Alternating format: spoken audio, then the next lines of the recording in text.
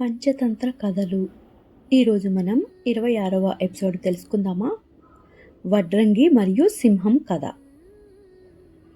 ఆ ఎద్దు నక్కతోటి నీచుల మాటలు నమ్మిన రాజు కూడా పరమ నీచుడే అవుతాడు, దుష్టులతో స్నేహం చేయకూడదు అని పూర్వం ఒక వడ్రంగి దుష్టబుద్ధులతో వచ్చావు కాబట్టి నేను భయంతో చెట్టెక్కాను అని తన దగ్గరకొచ్చిన సింహానికి చెప్పాడు. నేను నీకు ఆ కథని చెప్తాను విను అంటూ ఎద్దు నక్కతోటి ఆ కథ చెప్పడం ప్రారంభించింది. ఒక ఊరిలో వడ్రంగి అనే వ్యక్తి ఉంటాడు. అతడు ప్రతిరోజు అడవికి వెళ్ళి పగలంతా బాగా కష్టపడి కట్టెలు కొట్టుకుని రాత్రి అయ్యేసరికి పట్నానికి ఆ కట్టెలను తెచ్చుకొని వాటిని అమ్మి డబ్బు సంపాదించుకుంటూ ఉండేవాడు. అలా తన జీవితాన్ని చాలా చక్కగా గడుపుతున్నాడు. ఒకరోజు అతను కట్టెలు కొట్టుకుంటూ ఉన్నాడు. అప్పుడే అతనికి అటువైపుగా ఒక సింహం వచ్చింది. ఆ సింహాన్ని చూసి వడ్రంగి కట్టెలు కొట్టుకోవటం ఆపేసి గజగజ వణుకుతూ నిలబడిపోయాడు. అప్పుడే ఆ సింహం అతని దగ్గరగా వచ్చి, హే వడ్రంగి, నన్ను చూసి నీవెందుకు భయపడుతున్నావో? నేను నిన్ను ఏమి చెయ్యనులే అని చెప్పింది. ఆ మాటలు విన్న ఆ వడ్రంగి కొంచెం ధైర్యం తెచ్చుకొని, అలా ఎలా భయపడుకుని ఉంటానో? నీవు మనిషిని చూస్తే తినకుండా ఉండవు కదా, నీకు ఆకలి వేసినప్పుడు అని అడిగాడు కొంచెం భయంతో. అరెరే, నువ్వు చెప్పేది నిజమే, కానీ నేను ఇప్పుడు అలా ఉండటం లేదు, మనిషిని తినాలి అనుకోవటం లేదు. అసలు మనుషులు తినే ఆహారం ఎలా ఉంటుందో నేను కూడా రుచి చూడాలి అనుకుంటున్నాను. మనుషులతోటి స్నేహం చేయాలి అనుకుంటున్నాను. నువ్వు నాతో స్నేహం చేస్తావా అని సింహం ఆ వడ్రంగిని అడిగింది. కొంచెం ధైర్యం తెచ్చుకొని ఇంకొంచెం ధైర్యం తెచ్చుకొని ఆ మాటలు విన్న వడ్రంగి, అవునా, ఉండు, అయితే నేను తెచ్చుకున్న ఆహారాన్ని నీకు కూడా కొంచెం పెడతాను, నువ్వు తిను, అది బాగుంది అంటే రోజు నీకోసం తెస్తాను అంటూ 2 అడుగులు ముందుకు వేసి తన దగ్గరున్న అన్నం, కూరలు, పండ్లు కొంచెం సింహానికి ముందు పెట్టాడు. ఆ వడ్రంగి పెట్టిన ఆహారాన్ని చక్కగా కడుపు నిండా భోజనం చేసింది ఆ సింహం. ఆహా, ఎంత కమ్మగా ఉంది! ప్రతిరోజు మీరు తినే ఈ ఆహారం ఇంత చక్కగా ఉంటుందా? అందుకే కాబట్టి మీరు అంత మంచివారయ్యారు. నేను కూడా ఇక నుండి నువ్వు తినేదాన్నే తింటాను, నాకు రోజు తెచ్చి పెడతావా అని అడిగింది సింహం. వడ్రంగి కూడా ఆ మాటను విని చాలా సంతోషించాడు. అవునా, నిజంగా నీకు నచ్చాయా నేను తెచ్చిన ఫుడ్లు? సరే, అయితే రోజు నేను నీకోసం నేను తెచ్చుకునే దాంట్లో నుంచి కొంత పదార్థాలని నీకు కూడా పెడతాను, నువ్వు హ్యాపీగా తినచ్చు అని చెప్పాడు. అలాగా ఆ వడ్రంగి మరియు సింహం మంచి స్నేహితులు అయ్యారు. అతడు ప్రతిరోజు సింహానికి రకరకాల పదార్థాలు రుచిగలవి తెచ్చి పెడుతూ ఉన్నాడు. పండ్లు తెస్తున్నాడు.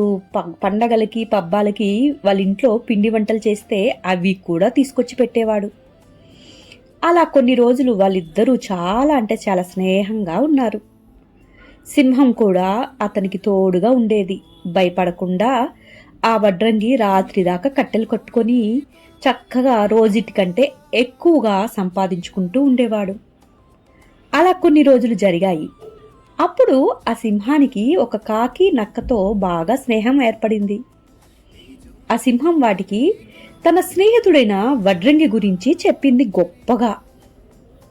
అప్పుడు ఆ కాకి నక్క, అవునా, నీకు ఒక మానవుడితోటి స్నేహం ఏర్పడిందా?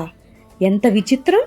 మాకు కూడా ఆ మంచి వ్యక్తిని చూడాలని ఉంది, ఆ వ్యక్తిని మాకు కూడా పరిచయం చేస్తావా అని ఆ వడ్రంగిని తమకు చూపించమని కాకి నక్క సింహాన్ని అడిగాయి.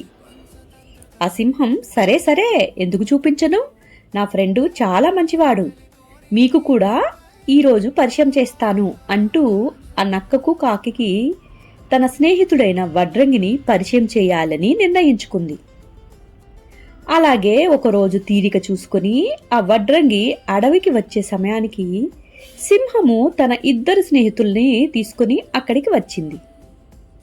సింహం వెనుకే కాకి నక్క ఉండటం చూసి వడ్రంగి ఎంతో భయపడిపోయాడు. చెట్టు ఎక్కి కూర్చున్నాడు.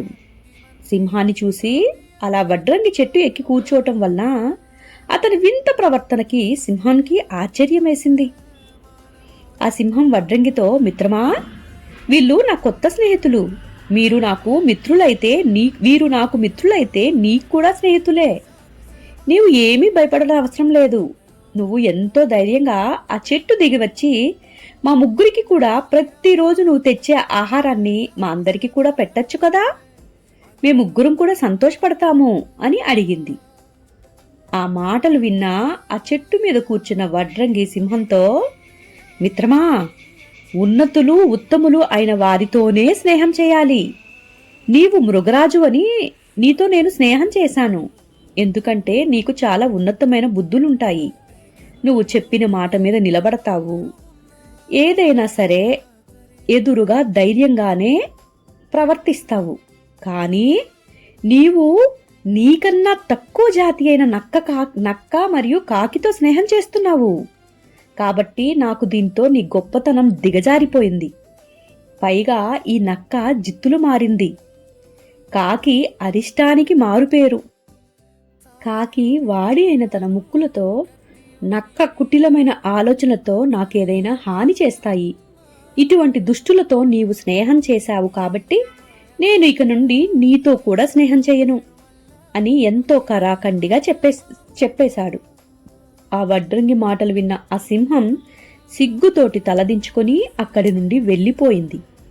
వడ్రంగి కూడా చెట్టు దిగి ఇంటికి వెళ్ళిపోయాడు ఎప్పటిలాగే. ఆ రోజు నుండి వడ్రంగికి సింహానికి స్నేహం చెడిపోయింది. ఎందుకంటే సింహం తనకంటే తక్కువ బుద్ధి ఉన్న మరియు చెడ్డ ఆలోచనలో ఉన్న వారితోటి స్నేహం చేశాడు కాబట్టి. హాయ్ ఫ్రెండ్స్, ఈరోజు ఈ కథ అయిపోయింది. రేపు మరి ఆ ఎద్దు మరలా ఇంకా ఆ నక్క కోసం ఏమి కథలు చెప్తుందో తెలుసుకుందాం. అప్పటి వరకు వెయిట్ చేస్తూ ఉంటారు కదా.